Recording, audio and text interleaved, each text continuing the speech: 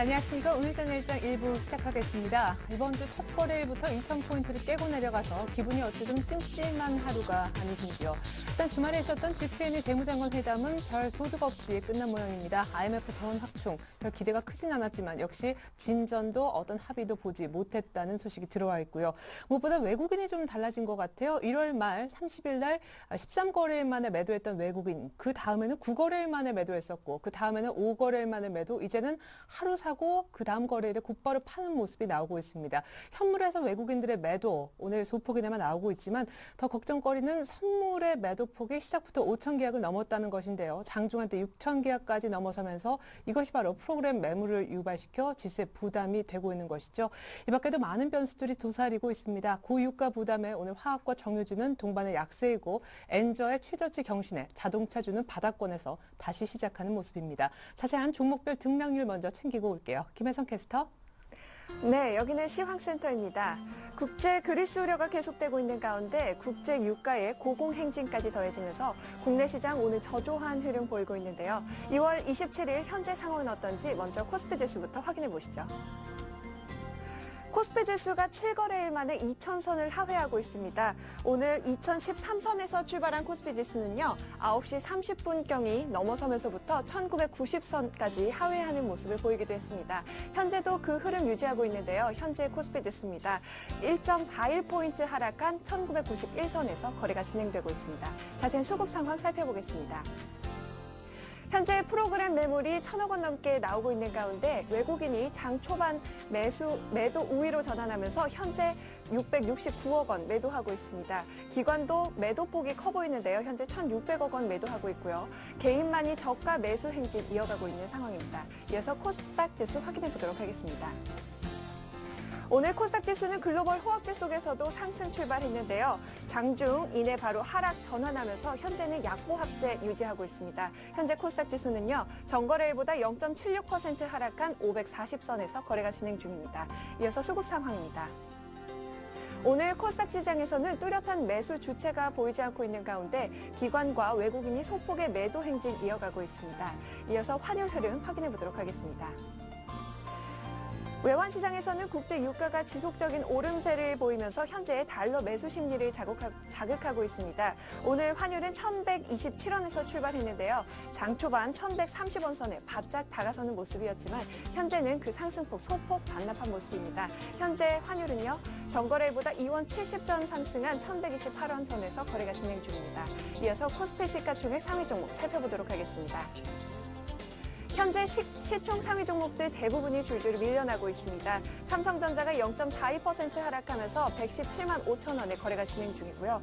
오늘은 자동차 대표주들의 조정이 깊어 보입니다. 현대차와 기아차, 현대모비스 각각 3% 안팎으로 밀려나면서 거래가 진행 중입니다. LG화학도 4.81% 급락하고 있네요. 현대중공업도 장중 다시 하락 전환하면서 현재 0.47% 약보합권에서 거래가 진행 중입니다. 신한지주와 삼성생명도 약보합권에서 현재 거래가 되고 있고요. 하이닉스는 3% 가까이 밀려나면서 28,000원에 거래가 되고 있습니다. 이어서 코스닥 시가총액 상위 종목 살펴보도록 하겠습니다. CJ 홈쇼핑이 8거래일 만에 하락하면서 현재 28만 9,900원에 거래가 되고 있습니다. CJ ENM도 2.06% 밀려나면서 3만 950원에 거래가 되고 있네요. 안철수 연구소는 장중 하락 전환하면서 현재 2.22% 밀려나고 있습니다. 10만 1,200원에 거래가 진행 중입니다. 포스코 캠텍이 유일하게 빨간불 켜고 있는데요. 현재 17만 200원에 거래가 되고 있습니다. 이어서 이 시각 특징 업종 및 테마 종목 살펴보겠습니다.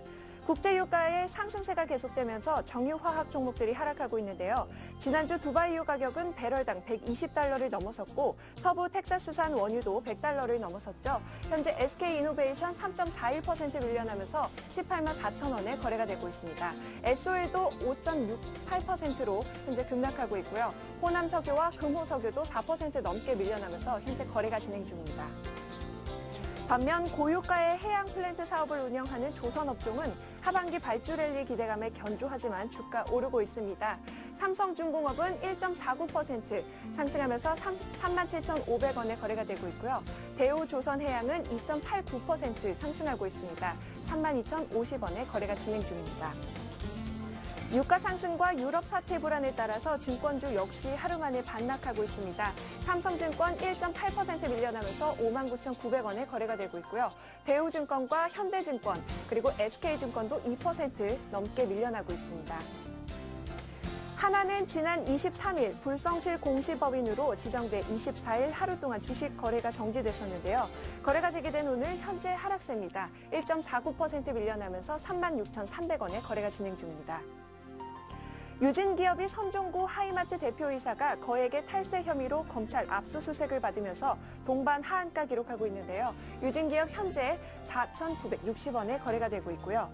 하이마트도 역시 하한가 기록하면서 거래가 진행 중입니다. 이어서 하이마트 현재 64,300원에 거래가 진행 중입니다. 지난해 독일에서 발견된 가축 바이러스가 유럽 전역에서 확산돼 당국과 축산 농가에 비상이 걸렸다고 보도되면서 백신주가 급등하고 있습니다. 이글벳이 상한가 기록하면서 2,230원에 거래가 되고 있고요. 중앙백신과 대한유팜도 4%대 강세 보이고 있습니다. 대북 송전주들이 북한과 미국의 3차 고위급 회담에 이어서 6자 회담 재개로 이어질 것이라는 기대감에 강세 보이고 있는데요. 이화전기 현재 상한가 기록하면서 780원에 거래가 되고 있고요. 노만손도 상한가 기록했습니다. 광면전기 5.92% 강세 보이면서 현재 4,020원에 거래가 되고 있습니다. 지금까지 시황센터에서 김혜선이었습니다. 네, 아시아 증시 분위기 잠깐 짚어드리면 대만은 오늘 휴장이고요. 엔약세 일본과 또 양해 앞둔 중국 증시 모두 다 조금씩 꾸준한 랠리를 이어나가고 있습니다. 그러나 우리 증시는 양시장 모두 낙폭이 좀 있는 편인데요. 자세한 원인 한번 확인을 해보죠. 교보증권의 김형렬 팀장님 먼저 만나보겠습니다. 안녕하세요. 네, 안녕하십니까. 네, 주말 G20 재무장관 회담 소득 없이 끝난 것 같고 오늘 2,000포인트가 아니라 1,990선도 무너지는데 원인 어디에 있나요? 네, 우선 어떤 재료에 반응하는 부분보다는 어떤 수급적인 불균형이 지수의 낙폭을 키운 것으로 보여집니다. 마땅한 매수 주체가 부재한 가운데 외국인이 선물 시장에서의 매도 포지션을 늘려왔고 이 같은 어떤 신규 매도가 확대됨으로써 기관의 어떤 단기 차익성 매물까지 유도해내는 것이 전반적으로 낙폭이 확대되는 요인으로 보여지는데요. 이번 주 주요한 이벤트가 많은 데다가 당장 3월 만기일이 일주일 앞으로 다가온 만큼 전반적으로 어떤 수급적인 영향 그리고 추가적으로 상승을 이끌기 위한 모멘텀이 부족하다는 것들이 월요일 증시에 영향을 주는 것으로 풀이가 됩니다. 네, 무엇보다 올해 증시 안정 상당 부분은 22 통화 정책이 있다고 해도 무방할 텐데 이제 2차 LTRO가 29일 날 예정돼 있지 않습니까? 1차하고 규모 비교 논란도 좀 있던데 효과가 있을까요? 네, 지난 2차 때는 약 4,980억 유로, 원화로 환산하면 약 760조에 달하는 돈이 풀렸었고 이 영향이 신흥 주식시장에 대한 일부 유입되면서 전반적인 위험자산 선호 현상이 강화되었었는데요. 29일에 예정되어 있는 2차 LTRO에 대한 입찰은 대략적으로 약 3천억 유로에서 6천억 유로 내외의 규모가 될 것으로 예상됩니다. 결국 유동성에 대한 직공급 형태 등으로 인해서 신용경색의 우려가 크게 완화될 수 있는 것은 지난 1차 때와 효과를 같이 볼 수 있을 것이다라고 예상되고 이런 조달금리의 하락은 금융기관의 어떤 건전성을 회복시키는 데 도움을 주는 만큼 현재 유럽 제조위기의 확산을 방지하기 위해서는 분명히 효과가 있을 것으로 보입니다. 하지만 1차 LTRO 이후에 외국인 매수가 확대되었었던 만큼 이번 2차 LTRO에 대한 실행이 외국인의 어떤 포지션에도 좀 더 도움을 주지 않겠냐라는 그런 기대 요인 등이 생길 만도 한데요. 하지만 주의할 것은 이미 위험 자산이 약 2개월가량 오름세를 이어가면서 다소좀은 캐리 투자에 대한 명분이 제한될 수도 있다는 점입니다. 오히려 이번 2차 LTRO의 자금의 활용 용도는 캐리 투자와 같은 어떤 위험 자산을 선택하기보다는 오히려 안전 자산에 대한 선호를 강화시킬 가능성 자체가 큰 만큼 이제는 어떤 수급에 영향을 줄 수 있는 어떤 재료로서의 인식보다는 오히려 경기와 기업 실적 등과 같은 펀더멘털을 우선적으로 살펴야 될 때로 판단이 되어집니다. 네, 그러면 2차 LTRO로 외국인들의 자금이 다시 한번 몰려들 거란 기대는 조금 낮추는 것이 좋을 듯 싶은데 어쨌거나 유동성이 추가로 풀리면 지금 문제가 되고 있는 유가가 더 뛰지 않을까 걱정도 좀 됩니다. 이런 것들 모두 좀 감안해서 오늘 마감 전략 짜주시죠. 네, 우선 3월은 상당히 중요한 이슈들도 많고 점검할 변수 등도 정말 많습니다. 그렇기 때문에 시장은 어떤 일정한 방향성을 갖기보다는 변동성이 확대될 수 있는 여지가 있어 보이는데요. 이제 그렇다면 시장에서는 어떤 이 변동성을 어떻게 이용하는지가 가장 중요하다고 볼 수가 있는데 3월 장세가 만약에 상승으로 이어지게 된다면 3개월 연속에 따른 기술적인 부담 그리고 만약에 조정 압력을 받게 된다면 단기 상승 이후에 눌림목 과정인 만큼 다시 재반등에 대한 기대 등이 커져갈 수가 있다는 점입니다. 다소 좀 변동성 확대 가능성이 있게 된다면 오히려 기간별 분산 투자를 준비하는 전략이 그만큼 중요하고 오히려 시장이 오를 때 따라 사는 의미보다는 오늘처럼 지수가 내릴 때마다 분할적으로 업종 대표주를 대응을 하는 것이 필요한 때이지 않느냐 싶습니다.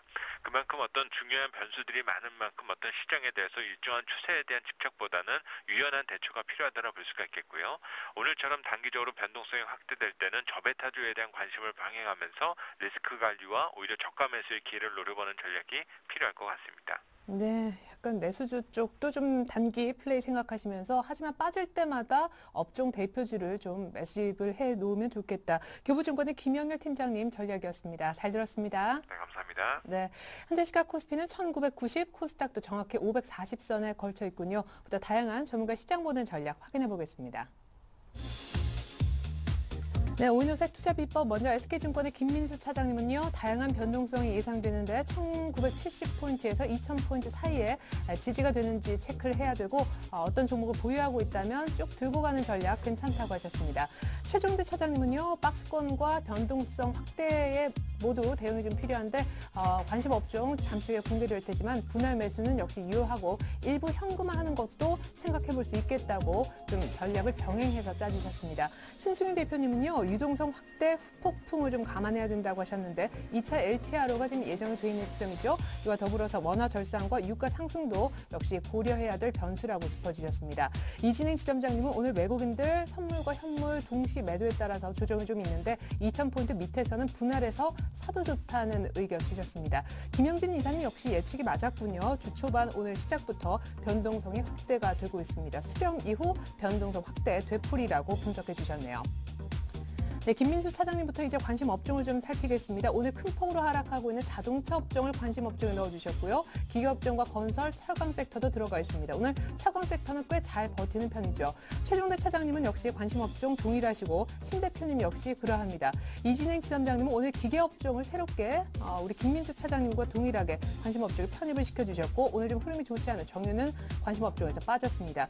김영진 이사님은 포트폴리오 내에서 IT, 소재, 산업재 두 가지 축을 역시 분할 매수하는 것이 좋은데 목표 분할 지지선을 본다면 지수대로는 1960, 70포인트 사이 정도라고 잡아주셨네요. 네, 금요일 날 2000포인트를 장중에 깼지만 종가상 지켰었는데 오늘 다시금 2000포인트가 깨지는 상황 1970에서 2000포인트 사이에 지지 여부를 체크해야 된다. 오늘 이런 의견 주신 SK증권 김민수 차장님 연결해서 자세한 얘기 나눠보도록 하겠습니다.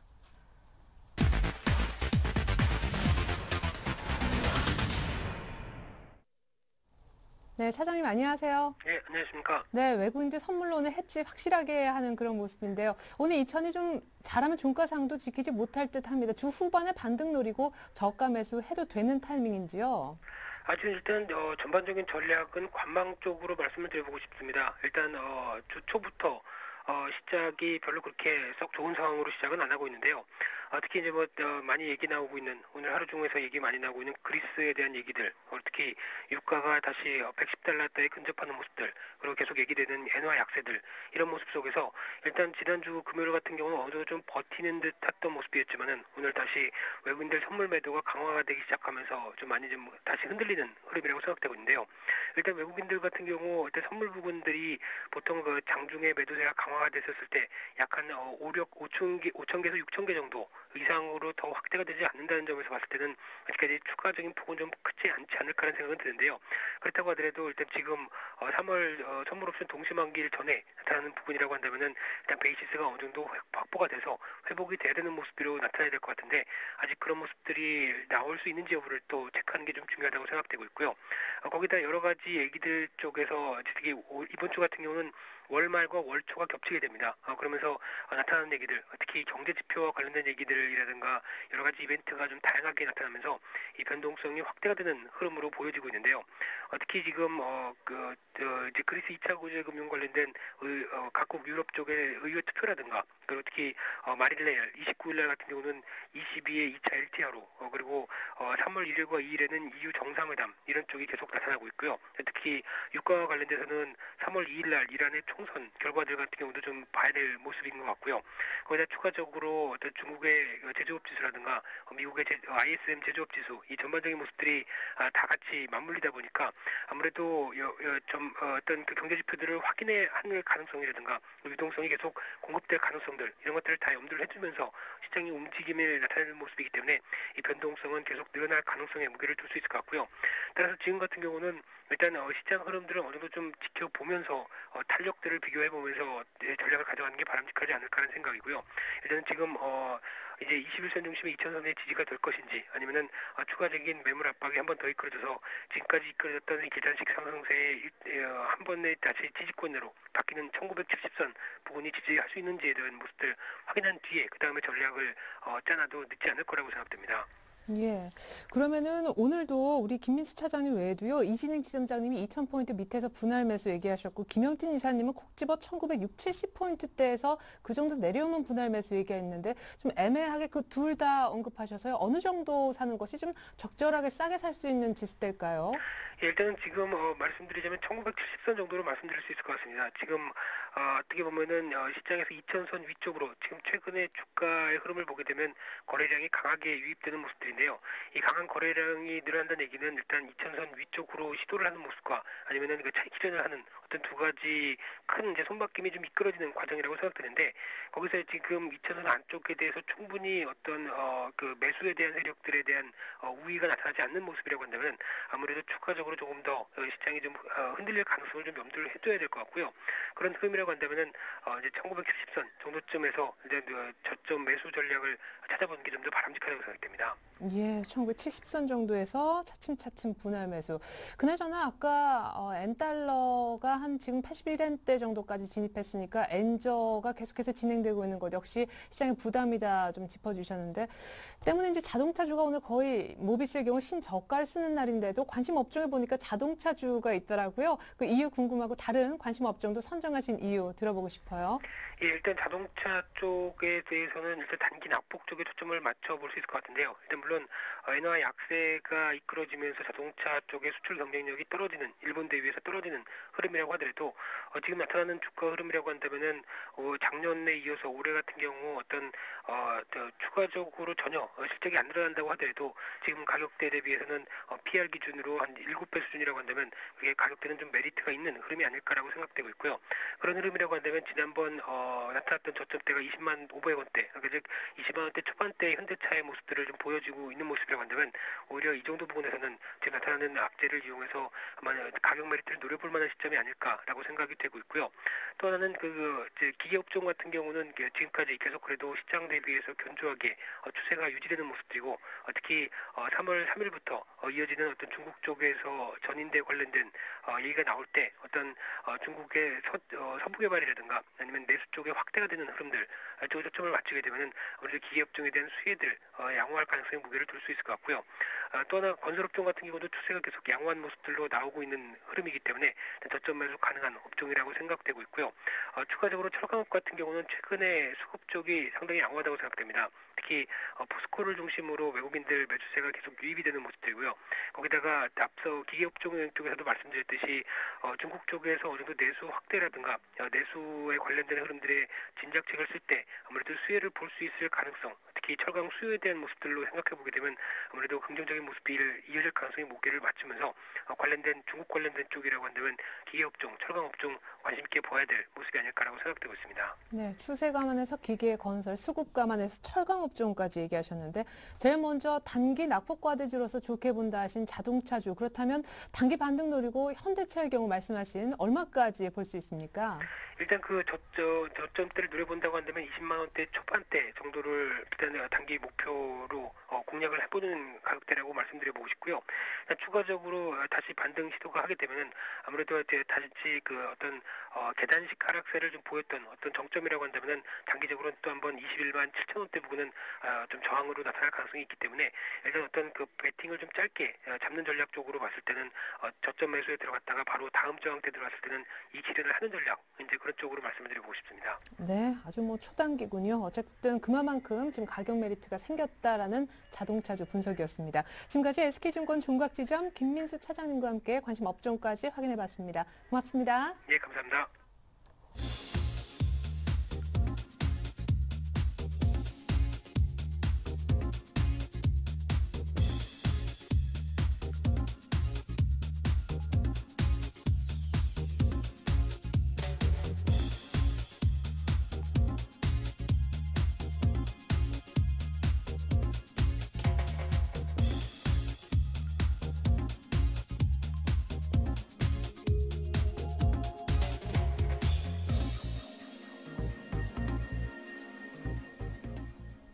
네, 지금 시장 오늘 저점을 다시 한번 지금 다지고 있는 형국인데요. 1990선이 장 마감 약 한 40분 전에 다시 한번 깨지면서 1989까지 내려왔습니다. 자, 오늘 장 초반부터 문제가 됐었던 외국인들의 대량 선물 매도, 이번엔 선물 쪽 동향을 좀 알아볼 텐데요. IBK증권의 김현준 연구원 만나볼까요? 안녕하세요. 네, 안녕하세요. 네, 코스피 지수 선물 270선대 있었던 게 한 5거래일 전이었던 것 같은데 이제는 260까지 밀리네요. 오늘 외국인들 선물 왜 이렇게 많이 파는 겁니까? 네, 오늘 장 초반에 외국인이 한 6천 계약 정도 선물 매도를 했었는데요. 일단 주요 원인으로는 유가 상승과 엔화 약세가 좀 부담이 된 것 같습니다. 일단 신흥국 이머징 쪽, 그러니까 한국 증시가 여타 증시보다 일단 유가 상승에 좀 민감한 편이고요. 또 일본 증시가 상대적으로 이 강세를 나타낸 점을 봤을 때 엔화 약세에 대해서 좀 부담을 가지고 있는 것으로 보입니다. 일단 선물 쪽 매도가 나온 것은 이제 전반적인 일본 증시와 한국 증시에 대한 롱숏 플레이 같은 것이 가능할 것으로 보이고요. 일단 이러한 점을 봤을 때는 국내 증시가 유가 상승과 엔화 약세에 가장 민감하게 외국인들이 반응한 것이 아닌가라고 보여지고 있습니다. 일단 장 초반에 외국인 선물 매도의 영향으로 베이시스가 안 좋았는데요. 베이시스가 한 지금 평균 0.60포인트 정도로 내려갔습니다. 지난 금요일 날 1.13포인트 정도로 13포인트였는데 벌써 0.5포인트가 벌써 내려갔습니다. 하지만 여전히 이론 베이시스가 0.4포인트인데 이론 베이시스를 상회하고 있기 때문에 일단 베이시스 현재 수준은 생각보다는 양호한 수준이라고 보시면 될 것 같습니다. 네, 그렇군요. 그러면 단기적으로 아주 많이는 아니더라도 오늘만큼은 아니더라도 추가 물량을 더 내놓을 가능성은요. 요즘에 야간 선물에서 외국인들의 그 매수 패턴이 조금은 주춤해졌다는 분석이 있던데요. 네, 지난주에 외국인이 야간 선물에서 1000계약 이상 매도를 했었고요. 그리고 금요일에는 다시 좀 매수가 들어오는 모습이었는데요. 일단은 지금 상태에서 외국인이 추가로 상황이 더 악화되지 않는다면 나올 물량은 좀 많아 보이진 않습니다. 일단 외국인 최근의 매매 특징이 어떻게 보시면 되냐면 장 초반에 해지 포지션을 가져가는 경우가 대부분인데요. 일단은 외국인 오늘 매도 장 초반에 나온 것이 일단 외국인들이 유가 상승과 그리고 엔화 약세에 대비해서 나올 수 있는 물량이 좀 대부분이라고 보고 있고요. 일단 이 정도 물량 수준에서는 아직까지 그 12월부터 쌓인 한 5조에서 6조 원 정도 되는 프로그램 매무 출회 가능성은 아직까지 좀 낮다고 볼 수 있을 것 같습니다. 앞서도 말씀드렸던 것 같은데요. 일단 베이시스가 마이너스 0.5포인트까지 내려가야지만 일단 기관과 외국인의 매물이 출회가 될 수 있기 때문에 현 수준 내에서는 아직까지는 매물 부담을 걱정할 단계는 아니라고 보고 있고요. 오히려 장 후반에 외국인 선물 순매도가 조금씩 줄어드는 가운데 투신 쪽에서 매물이 나오면서, 그러니까 현물 쪽에서 매물이 나오면서 지수가 하락하는 현상이 나타나고 있는데요. 즉 현물 쪽에서는 매도 물량이 출회되면서 베이시스가 좋아지고 그러면서 차익 프로그램 순매수가 유입되는 현상이 나타나고 있습니다. 아직까지는 외국인 시장을 좋게 보는 베이시스 측면에서 봤을 때는 선물 시장에서 좋게 보는 선물 투자자들도 아직도 남아 있다고 보고 있고요. 이러한 점에서는 일단은 오늘 외국인 선물 매도에 대한 걱정은 지금까지 나온 물량 정도까지만이라고 보고 있습니다. 네, 그러한 외국인들의 선물 매도 규모도 좀 줄어들고 있는 것 같아요. IBK증권의 김현준 연구원 선물 동향 분석 들어봤습니다. 고맙습니다. 네, 네, 감사합니다.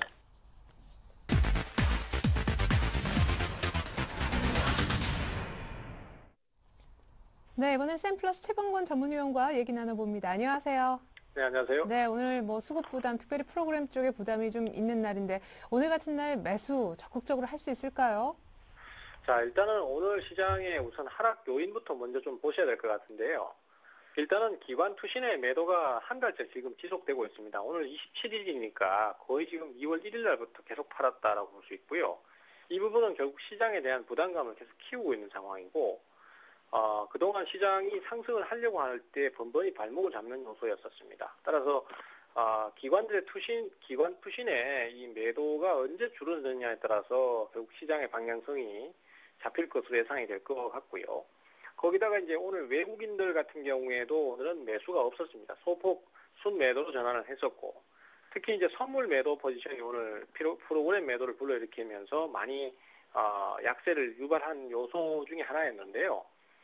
특히 이제 외국인들 같은 경우에 지금 그동안 1월 달에 주식을 산 분량이 굉장히 많습니다. 그러다 보니까 그 부분에 대한 부담감이 커지고 있고, 또 만약에 하락을 할 경우에 해칭이 전혀 없는 상태에서는 손실을 크게 볼 수 있기 때문에 오늘의 선물 매도 증가는 아마 해칭의 가능성이 상당히 높지 않나 이렇게 판단을 하고 있습니다. 그래서 대규모 자금을 가장 단기간에 그 위험 관리를 하는 쪽으로 투입하려면은 선물이 가장 유리하기 때문에 뭐 이러한 요소들이 합쳐져서 지금 현재로서는 약세를 타는 것이다라고 판단이 되고요. 반등을 한다고 하더라도 시장이 강한 종목과 약한 종목의 탄력이 많이 차이 날 것으로 봅니다. 따라서 탄력이 좋은 종목으로 교체를 계속 해주려는 대응은 꼭 필요할 듯 싶고요. 또한 지금 현재로서는 시장이 금요일에 반전을 하고 또 다시 밀어버린 상태이기 때문에 내일 주가의 반등이 빨리 안 나오면 서서히 어영부영 조정 구간으로 진입을 할 수도 있습니다. 따라서 이러한 요소들을 감안했을 때 지금 현재 탄력이 더딘 종목들은 교체 대응이 꼭 필수적이고 탄력이 좀 더 강하고 흐름이 잘 들어오는 종목들. 최근에 가장 큰 이슈는 역시 고유가에 대해서 대체에너지 관련주들이고요. 그 다음에 또 그 삼성전자 관련해서 스마트폰 관련 부품주라든지 아니면 IT 부품 쪽으로 매수가 많이 몰리니까 이쪽으로 포커스를 맞춰서 교체 대응을 계속 노리시는 게 맞겠다. 이렇게 좀 정리를 하겠습니다. 네. 이렇게 또 고유가의 해양 플랜트 사업하고 있는 일부 조선주는 상승세가 아주 눈에 띈다고 하는데 오늘 음식료 종목 가운데 신고가를 경신한 그런 종목도 있다고요? 그렇습니다. 오리온 같은 경우에 이제 오늘 그런 케이스 중에 하나인데요. 역시 뭐 실적에 대한 기대감이 크게 작용을 좀 한다라고 볼 수 있겠습니다. 사실 이 회사 같은 경우에도 회장의 그 법적 구속이라든지 이런 부분 때문에 사실 그동안 주가가 많이 좀 위축됐던 게 사실입니다만은 전체적으로는 사세가 계속 성장해가고 있는 그 과정 중에 하나에 있다라고 보시면 되겠습니다. 2009년도에 상승을 시작해서요. 지금까지 주가는 거의 5배 가까운 상승세를 보이는 상태고 현재로서는 어쨌든 또 신고가 경신을 하면서 지속적인 상승세를 타고 있습니다. 이 배경에는 역시 이 회사가 출시한 뭐 제품들 이런 제품들이 해외에서 상당히 좋은 반응을 얻고 있고 또 판매량이 많이 늘고 있기 때문에 이런 것들이 실적 개선으로 이루어져서 결국 주가의 꾸준한 상승이 이루어지고 있지 않나 이렇게 판단을 하고 있고요.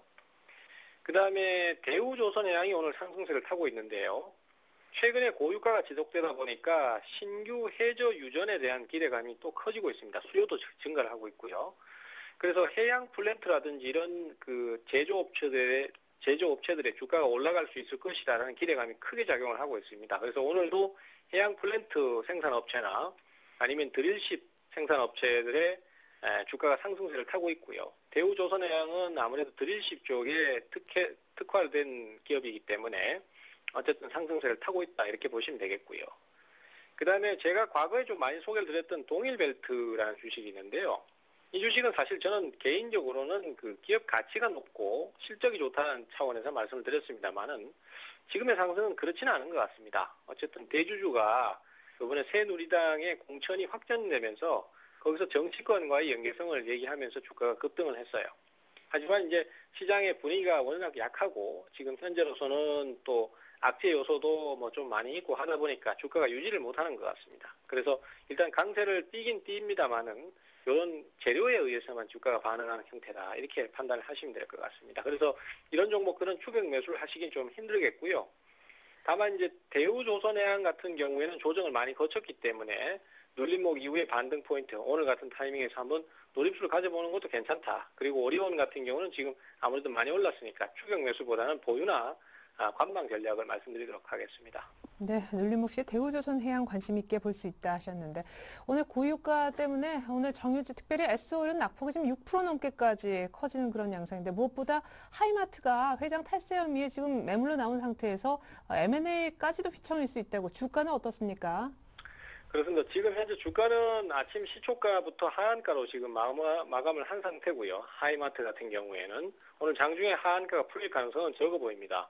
일단은 매각 작업에서도 역시 부담감이 커져버렸었고 또 지금 현재로서는 상장 폐지 심사 대상이라는 내용까지도 나오기 때문에 일단은 횡령이라는 부분이 생겼으니까요. 그래서 상장 폐지 실질 심사 대상이 되어버렸기 때문에 실제로 뭐 상장 폐지가 될 가능성은 좀 적다라고 판단합니다만은 현재로서는 어쨌든 주주들의 피해가 불가피한 상황이라고 판단되고요. 당분간은 좀 더 약세를 더 보일 것으로 예상이 됩니다. 성급하게 매수라든지 이런 대응을 하실 필요는 없을 듯하고요. 상황 추이를 보시는 게 맞겠습니다. 그 다음에 S오일도 오늘 주가가 지금 6%대까지 하락을 추가로 하는데요.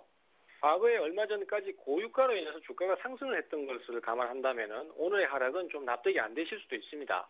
하지만 전에도 말씀 좀 드렸던 것처럼 대체 에너지는 고유가 때문에 덕을 볼 수 있는 게 사실입니다. 하지만은 정유주들 같은 경우에는 고유가가 너무 지속돼 버리게 되면 오히려 독이 된다는 말씀 드렸어요. 왜냐하면 고유가가 되면은 우선 정제 마진이 올라가기 때문에 실적 개선의 효과가 있긴 합니다만은 그것이 지속돼 버리면은 애초에 수요 자체가 줄어버릴 수 있습니다. 그렇게 되면은 아무리 비싸도 가격을 올려도 안 사는 상황이 생겨버리면은 수요가 떨어지면서 수급이 악화될 수 있고 실적이 나빠질 수 있습니다. 이러한 부분들의 우려감이 작용을 한 것 같고요. 현재로서는 어쨌든 조정의 흐름이 좀 더 나오고 있는 상황이기 때문에 어쨌든 부담스러운 상태입니다. 하지만 바닥이 좀 잡히는 형태로 간다면은 저가 매수를 노려보시는 거 충분히 좋을 것으로 생각을 합니다. 그래서 내일이나 모레 정도에서 한번 타이밍 노려보시면 좋을 것 같고요. 대한항공 같은 경우에도 역시 고유가 때문에 득을 못 보고 지금 상당히 어려운 과정을 겪고 있는 것이죠. 요건 또 S오일하고는 조금 다른 개념이라고 보실 수 있는데 어쨌든 현재로서는 이 운송 가격에 대한 유류 가격에 대한 부담감이 커져서 운송 수요 감소라든지 이런 요소들이 많이 커질 것으로 예상되기 때문에 그런 우려감에 의해서 주가가 조정을 받습니다. 이 종목도 역시 S오일하고 비슷하게 오늘 바로 잡지 마시고 내일 바닥 잡히는 거 보고 잡으셔도 충분할 것으로 그렇게 판단을 하고 있습니다. 네, 바닥이 어느 정도 좀 왔다 싶으실 때 S오일이나 대한항공 저가 매수 나서보시라는 얘기 들어봤습니다. 지금까지 도움 말씀의 샘플러스 최병곤 전문위원이었습니다. 잘 들었습니다. 네, 감사합니다.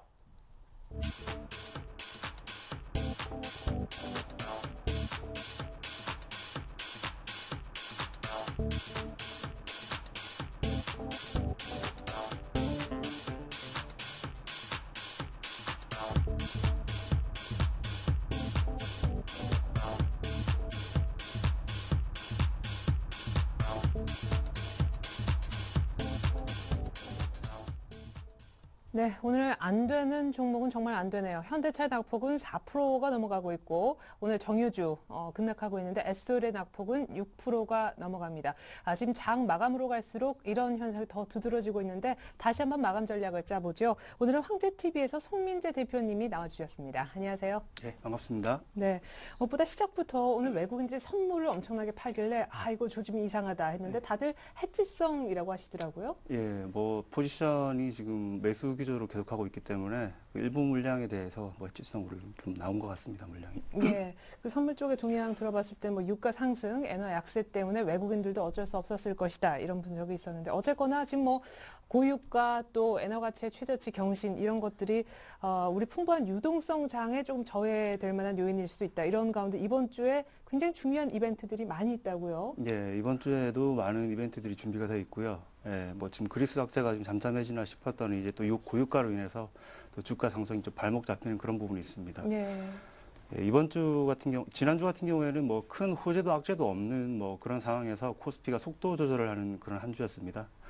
이번 주도 그 유가 악재와 유럽 그리고 중국 호재가 그 뒤섞이면서 지난주와 비슷한 양상을 좀 보일 것으로 판단이 되는데요. 그래도 이제 영향을 준다면은 이제 국제 유가와 그리고 미 경제 지표 발표가 가장 큰 영향을 줄 것으로 판단이 됩니다. 우선 이번 주 증시는 유가에 가장 영향을 많이 받을 것으로 보이는데요. 이란 핵 개발을 둘러싸고 긴장이 고조되면서 두바이 배럴당 이제 $120 넘어섰죠. 네. 예. 그 유가 상승은 소비 위축뿐만 아니라 살아나는 국제 경기에 찬물을 끼얹고 그리고 이제 기업 수익마저 이렇게 그 악화시키는데요. 뭐 대한항공이라든지 그 해운주들 그런 종목들이 좀 많이 타격을 입고 있는 모습이 있습니다. 그리고 이제 유가 상승 같은 경우에는 뭐 그런 제조업 지수가 더 안 좋은 상황에서는 뭐 좀 더 큰 영향을 받을 수 있기 때문에 이번 주 유가 상승과 더불어서 주요 국가들의 이제 제조업 지수들도 이제 눈여겨봐야 될 것 같습니다. 유럽을 한번 살펴보겠습니다. 유럽 같은 경우에는 이제 뭐 이슈가 한풀 꺾였는데요. 유럽 중앙은행 ECB 2차 유로 장기 대출 LTRO 시행과 이제 EU 정상회담이 그 예정돼 있는데요. 2차 장기 대출은 이달 말로 예정돼 있는데 투자자들이 이제 유럽은행들에 대한 ECB 저렴한 뭐 대출이 유로존 내 주변 국가들에 대한 이제 국채 시장 이제 최근 안정을 좀 찾을 수 있었던 그런 주요한 요인이 될 수 있었고, 그런데 이제 2차 유로존 대출 자체가 외국인의 이제 자금 유입이 좀 기폭제가 될지 이미 또 약발을 단 호재가 될지는 뭐 대출 규모에 달려 있지 않나 이런 주변의 판단이 있습니다. 그래서 1차 규모에 비해서는 좀 파급 효과도 약간 크지는 않을 것으로 판단이 되고요. 네. 많게는 1조 4천억, 뭐 적게는 한 2천억 유로 정도로 이제 점쳐지고 있는데, 그 향방에 대해서 한번 좀 추이를 지켜봐야 될 것 같습니다. 이번 2차 그 대출 규모로 마감이 된다면은, 그 시장에 또 안 좋은 영향이 있겠죠. 그 추가적으로 좀 더 가능성이 있다. 뭐 QE 1, 2, 3 나왔던 것처럼 좀 가능성이 있으면은 또 시장 참여자들이 좀 우호적인 영향을 미치지 않나. 그런 생각이 들고요. 그리고 이제 뭐 그 3월 1일, 2일에는 뭐 EU 그 정상회담이 예정되어 있는데요.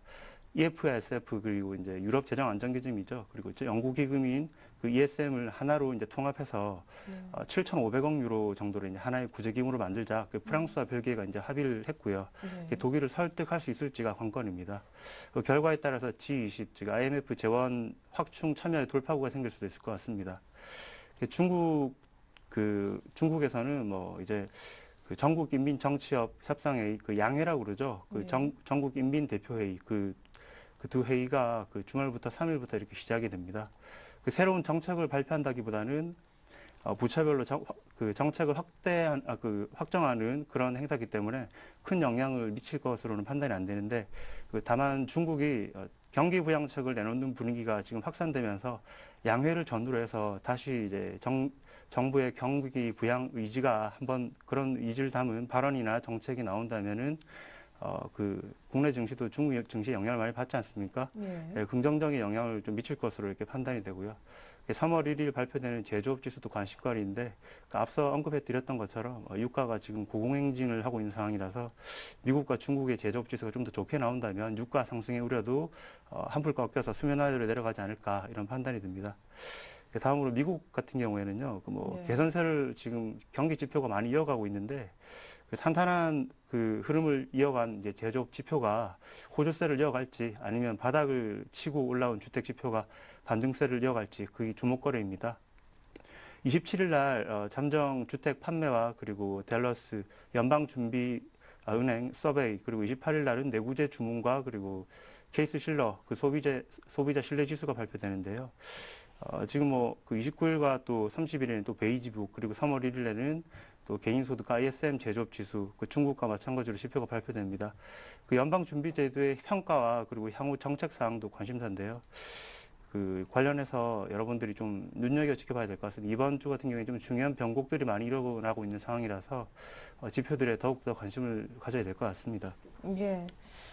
또 이제 다음 달 초 들어서게 되면 또 이란의 총선도 예정이 돼 있어서 이게 또 유가 향방이 어떻게 될지 참 이제까지 출연하신 것 중에 가장 많이 이 변수나 일정을 설명할 수밖에 없었던 이번 주가 아닌가 이런 생각이 드는데, 이런 변수가 많아서인지 다들 이렇게 2,000포인트가 살짝 빠졌는데도 불구하고 적극적으로 사라 하시는 분들이 별로 없고요.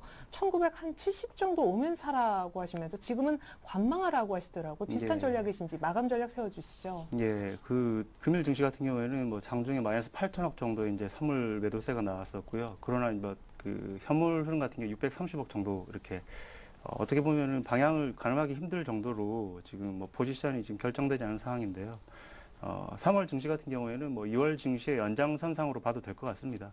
지금 1900선에서 2050선 정도로 보고 그 일부 조정 후에 2050선을 재돌파하는 움직임이 예상된다. 이렇게 말씀드릴 수 있겠고요. 조정을 받는다면 1970선 정도까지 60선에서 70선 정도까지 이렇게 볼 수 있을 것 같습니다. 지금 현재 국내 증시 같은 경우에는 1월 13일 1860선 이후에 쉼없는 상승을 이어왔는데요. 주요 그 저항대를 앞두고 있어서 지금 상승 탄력이 좀 많이 둔화되고 있는 모습이고 금일 외인 매도세로 인해서 그 상승 흐름이 일부 단절된 그런 흐름이 있습니다. 단기 급증에 대한 차익 실현 욕구가 또 강해서 그 펀드 환매 물량도 많이 나왔었죠. 그리고 이제 경기 상승 기대감과 그리고 미국의 대이란 제재로 인해서 유가 상승이라는 또 악재 또한 또 경기 회복의 걸림돌로 이렇게 작용되고 있습니다. 국내 증시 같은 경우에는 2월 20일 날 2050선, 뭐 2047 정도까지 가다가 그 실패를 했습니다. 말 그대로 한 번에 뚫을 수 있는 쉬운 고지가 아니다. 뭐 이런 걸로 이렇게 확인이 되는데요. 외부 변수로는 현재까지는 뭐 그리스 악재가 이제 시장에 좌지우지 될 만한 그런 악재인데 이제 해소 국면으로 이제 접어들 만한 하니까 이제 또 유가 상승이라는 또 큰 또 악재가 나왔고요. 뭐 이번 주 같은 경우는 22 장기 대출과 그리고 이후의 회의로 인해서 또 다시 관심권으로 유럽 이슈가 이렇게 다시 부각될 것으로 봅니다. 이게 제 판단으로는 국내 증시 같은 경우에는 1월처럼 이렇게 강한 흐름은 아니지만 외인들 자금의 방향성은 뭐 꾸준히 유지될 것으로 판단이 됩니다. 지금 남은 호재로는 뭐 미국 QE3 가능성과 그리고 29일 예정돼 있는 2차 장기 대출 프로그램 유동성의 일부죠. 국내 증시로 추가로 이렇게 좀 상승 추세는 유지될 것으로 판단이지만 일부 조정은 어느 정도 감안하셔야 될 것 같습니다. 그래서 지금 뭐 많은 분들이 2차 장기 대출에 좀 관심권을 가지고 있지만 이미 알려진 악재는 더 이상 악재가 아니다. 반대로 이미 알려진 호재도 더 이상 호재가 될 수 없다. 뭐 이런 판단을 낼 수가 있는데요. 이미 많이 알려진 호재보다는 그 이후의 상황이 더 중요하니까 추가로 3차까지 LTRO가 나올 수 있나 없나 그 부분을 좀 잘 지켜봐 주시면 좋겠습니다. 네, 오히려 2차 LTR로 했는데도 불구하고 뭐 규모가 1차고 엇비슷할 경우 시장은 그냥 조용하게 넘어갈 수도 있겠다는 생각도 드는데 어쨌든 환율, 뭐 유가 다 같이 좀 챙겨야 될 것 같습니다. 자, 어쨌거나 1970 정도까지 조정 받았다가 2050까지 다시 뛰어넘을 수 있다 이런 뷰신 것 같은데 이럴 때 그럼 어떤 종목을 좀 관심 있게 보세요? 예, 제가 오늘 가져온 그 종목권은요, 중국 내수 관련주인데요. 그 2월 18일 날 중국이 지준율을 0.5% 인하하면서 경기 부양 의지가 많이 강해졌습니다. 대내적인 경기 하강과 수출 축소 성장률 둔화에 대해서 3월 양회 그 두 가지 정협과 전인대가 3일 5일에 이렇게 예정되어 있습니다. 경기 부양 의지를 한 번 더 피어갈 것으로 판단이 되는데요. 통상적으로 중국 관련주 하면은 철강, 기계, 정유, 조선화학인데 이번 주 관심을 가질 종목군은 내수주입니다. 중국 같은 경우에는 유럽 쪽에 수출이 많은데 지금 유럽 경기 침체로 인해서 그 수출이 힘듭니다. 그래서 이제 내수를 좀 더 부양을 할 가능성이 높고요. 이로 인해서 뭐 내수 관련주를 한번 관심을 가져보겠습니다. 네, 그 중에서 특별히 어떤 종목인지 그래도 뭐 언제나 중국 내수 관련주 하면 거론되는 종목들이 몇 있잖아요. 예, 단골로 거론되는 종목들이 좀 많이 있는데요. 뭐 락앤락이라든지 뭐 기타 몇 종목들이 이렇게 보이는데요. 저희 같은 경우 오늘은 뭐 락앤락이라는 종목을 한번 가지고 나와봤습니다. 차트 보시고 잠시 설명드리겠습니다. 예.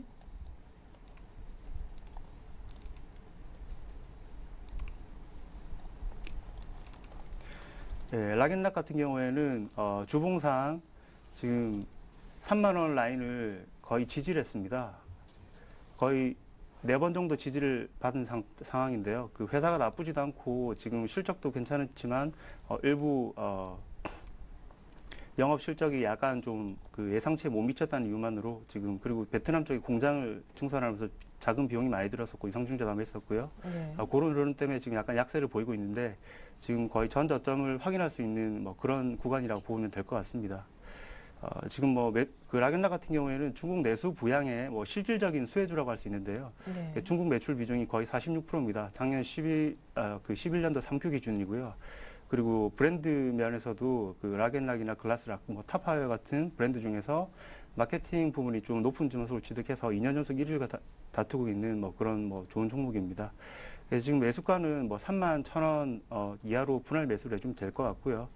그리고 이제 1차 목표가는 뭐 34,000원, 2차는 4만 원 정도로 보시고 한 3개월 정도 중기 이상으로 그렇게 보시면 될 것 같습니다. 네, 하지만 3만 원은 지켜줘야 된다는 3만 원, 3만 1,000원 사이에서 락앤락 분할 매수 한번 해보십시오. 우리 송민지 대표님 오늘 관심 종목이었습니다. 기존 포트 한번 볼까요?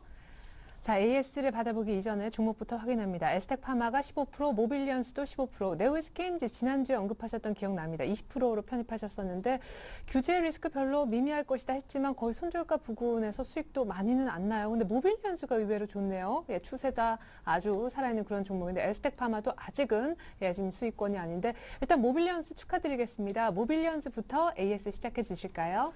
예, 모빌리언스 AS 해드리겠습니다. 지금 뭐 차트 보시면 아시겠지만 뭐 고점 6,140원 이하로 상방에서 이렇게 그 상방 매물 받고 지금 이제 4,500원대 이렇게 지지를 받았습니다. 지금 추가 상승을 위해서는 많은 매물대를 돌파해야 되는 상황인데요. 지금 눌림 구간입니다. 거의 정확하게 아름다운 곡선이 만들어질 수 있는 그런 형태라고 판단이 되고요. 지금 매수하셨던 분들은 꾸준히 자꾸 목표 기간 내로 이렇게 자꾸 계속 홀딩해 주시면 될 것 같습니다. 현재 구간에서는 특별한 무리 사항은 없고요. 뭐 아시겠지만 뭐 모빌리언스는 국내 1위 업체이지 않습니까? 예. 뭐 경기가 안 좋아진다고 하지만 지금 뭐 전자결제 시장도 호재세로 계속 드러나는 상황이고요. 괜찮습니다. 이 종목은 예. 홀딩 관점을 계속 유지하겠습니다. 그리고 네오이즈게임즈가 조금 예. 아쉽네요. 그죠? 네오이즈 게임즈는 뭐 거의 지금 바닥 구간이기 때문에 약간 맞아요. 바닥 구간 내에서는 좀 출렁임이 충분히 있을 수 있습니다. 예. 예, 뭐 주봉상 보시면 아시겠지만 거의 지금 초바닥권입니다. 예, 바닥권 내에서 움직이고 있는 지금 형세이기 때문에 뭐 심히 큰 우려는 가지 않으셔도 지금 될 것 같습니다. 예, 출렁이는 조그마한 출렁임에 좀 너무 민감해하시면은 뭐 큰 수익을 얻기 힘들고요. 그 인내심이 좀 요구되는 그런 국면입니다. 장도 안 좋기 때문에 좀 약간 상황이 좀 추스러든 모양입니다. 예, 다음으로 그 에스텍파마 한번 보겠습니다. 예, 에스텍파마는 뭐 제가 늘상 말씀드렸듯이 7,900원 라인을 지금 계속 지지하고 있는 국면이고요. 지금 W자 패턴 지금 와이드하게 지금 만들어지고 있습니다. 지금 매수하셨던 분들은 계속 가지고 가시면 될 것 같고요. 추가적인 사항보다 에스텍파마는 실적도 좋고 그리고 4월 중에 또 좋은 이슈들이 많이 좀 대기하고 있습니다. 회원님들께 그 시청자분들께 좀 더 많은 좀 수익을 줄 수 있는 그런 종목이 아닐까 이렇게 판단이 듭니다. 네, 이러다 또 언제 튈 줄 모르죠. 저희가 에스텍파마까지 AS 들어봤고요. 완성본 보여드리겠습니다. 우리 송민재 대표님 완성된 포트폴리오예요. 이렇게 해서 지금 연두색 보이시죠? 한 7시 방향 정도 있는 락앤락 15% 오늘 신규로 매수됐습니다. 이렇게 해서 현금 비중은 약간 줄었지만 락앤락 3만 원, 3만 1,000원 사이에서 분할 매수해 보시고요. 1차, 2차 목표가가 나가고 있습니다. 손절가 지켜주시고요. 네오이즈게임즈는 오히려 신규 매수도 가능할 것 같아요. 4만 원 손절가, 모빌리언스, 에스텍파마 모두 다 홀딩입니다. 네, 지금까지 황제TV의 송민재 대표님과 함께 마감 전략 들어봤습니다. 도움 말씀 고맙습니다. 예, 감사합니다. 네, 이제 1분 있으면 마감 동시효과 들어갈 텐데요. 코스피가 1990선 종가로 지켜줄까요? 2000포인트 깨면서 1990까지 깨면 눈물 날 것 같은데 잠시 후 2부에 종가 들고 다시 오겠습니다. 고맙습니다.